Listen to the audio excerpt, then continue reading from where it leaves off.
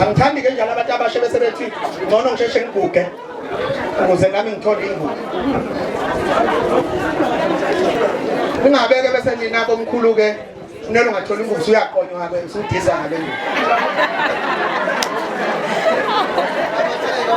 Ngoba omkhulu fana nasempeshenini bona makholwa nje bathenga ubhiya. Ogogo bathenga impuphu. Sizela ngaphambi kwa 22 na 3 kuwa 22 besiyokwethula iproject yemali engango 54 million imali ezofakela imizi u575 faka impompo emakhaya. Sisubeke lapho senza la 3 emphakathini wasesikhuthwaneni la khona ebesizokwethula iproject ka 20 million nakhona sizofaka impompo manje emakhaya njengoba sasishila ukuthi into eyenza impompo singayifaka emakhaya bekungenxa yepipe umthamo osuka eJozini Dam uzala ngenxa ukuthi sikhuliseke manje ipipe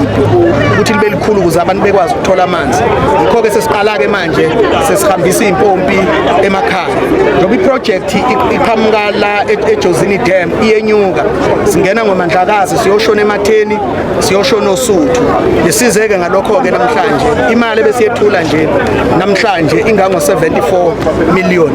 ebesizoyishiya kulamahudo amabili ukuba kusetshenzwe lena enye iproject iyaphela ngoNovember kodwa le yakwa 22 izophela ngoJuly ngo2027 so ke siqashe abantu abalishumi kodwa izogcina le ekwa 22 iqasha abantu abawu50 bese kuthi le ela ngoba abantu bawu133 imizi ezofakwa sizogcina siqasha abantu abawu20 mhlawumbe ngikhona nalo uhlelo lokuthi uma ngabe senafakile amapayipi namanzi esephuma nibe nayo ilo isabelo mathi to maintain lawo mapayipi la ukuthi makuthiwa kuyenzeka sekuba liyaqhuma noma kwanenkinga eba khona ngaphandle lesabelo umnyango wethu wakwa technical ukhonela lokho kade sihamba nayo yombili iminyango la planning yiwo lo osuku plan uhlela ukuthi abantu bacosha amanzi kodwa ke mase sibanikile sesishiya ke manje abantu abazo maintain ababheka amapayipi ukuthi enza kanjani uma amanzi esephuma kuzovuleka namathuba emisebenzi ngoba kuzoqashwa laba abantu okuthiwa ngama-CLO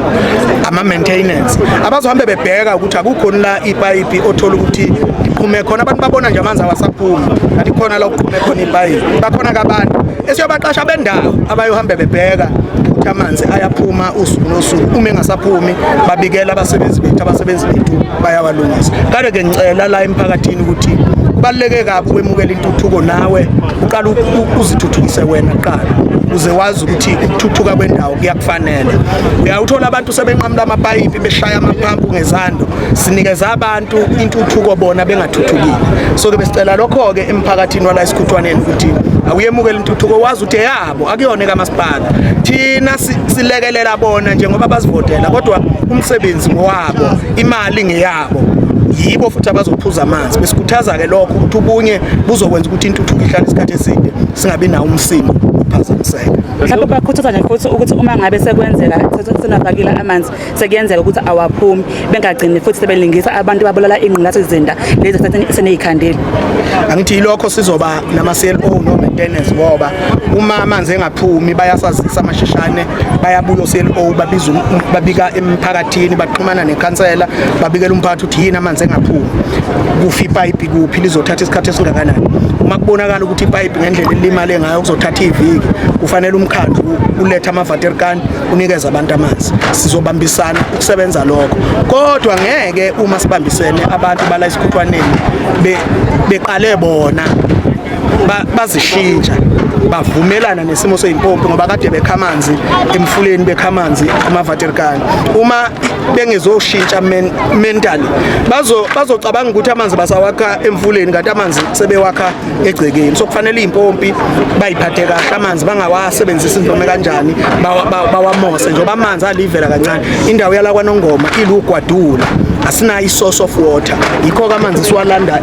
eJozini Dam usidla indodla zeimali ukulanda amanzi eJozini kube besine source la ngabe kade abantu bakithi baba nempompi so ke yikho ke sikhuleka ukuthi lentuthuko bayiphathe kahle esilethile bese batshela ukuthi abasethembe ngoba sasicelile ukuthi basethembe sithembakele ngisho phambili nakhala ngokuthi ipipe uweka into kuyinkinga mhlawumbe kugcine kulungisekile yilo leli pipe leletha amanzi la lebefanele kugcine kulungisekile njengamanje uma ungayi ubone sesilakhile ibridge siyeqa amabridge mabili kuzoba ibridge eleku N2 beli ibridge eliwela umkhuzi ngoba likhulu ipipe eselifakayo zinkulu imali ungawubona umsebenzi lapha wena mawufika ungayijela usegoli kanti cha ulapha nje eZululand sifaka amanzi sifuna amanzi abantu bawathole ngendlela ezobanikeza isithunzi singabi namehluko kodwa siyabanxusa phela nabantu bakithi ukuthi intuthuko bayilindele ngoba into oyithola uyilindele uyiphatha kahle kunokuba wethuke nje sekukhona into ongayazi ukuthi ifike kanjani mhlawumbe mhlonishwa usosonga mfisa sibuke udaba ngiyazi ukuthi kusasa nomcimbi okhomisa abafundi ayinezikole ezenze kahle sifundeni singabheka yini ni thoma uphaphele golagala amawele awakhuzwayo sibonile noNdlunkulu ikakhulukazi wasemashobeni wathoma uphaphele golagala yize sihambile seIndia sike sabona futhi imlekelela ukubasiza kuma-interviews njengomkhandlu singakulinda kusasithenge hlelo wathoma uphaphele golagala amawele awakhuzwayo impela sikwazi ukungawachomi ngoba izingane zethu zenze kahle siyele lokho ukuthi umuntu owenze kahle kufanele simbonge izwe limbone ngoba yiba benza iZululand yawu number 2 ku province kuma district ala province yiba benze iKwaZulu Natal yawu number 1 asikwazi ukungababoni kodwa futhi okufanele nazi ukuthi umntwana ophinda angene kusekulumeni waKwaZulu wakhe izikole eziwu-6000 lento yemfundo thina njengemkhandla eholwa iIFP sikubeke eqhulwini yikho usuku lwakusasa silithathe njengosuku olubalekile la KwaZulu Natal kunama college kunama university umntwana owayenza lokho ngoba ekukhathalela ukuthi imfundo ayibe phambili ake seqhulwini uma ke ingane zethu zenze kahle siyeka konke siyoyichoma uphaphele kwala siyabonga mashaka siyabonga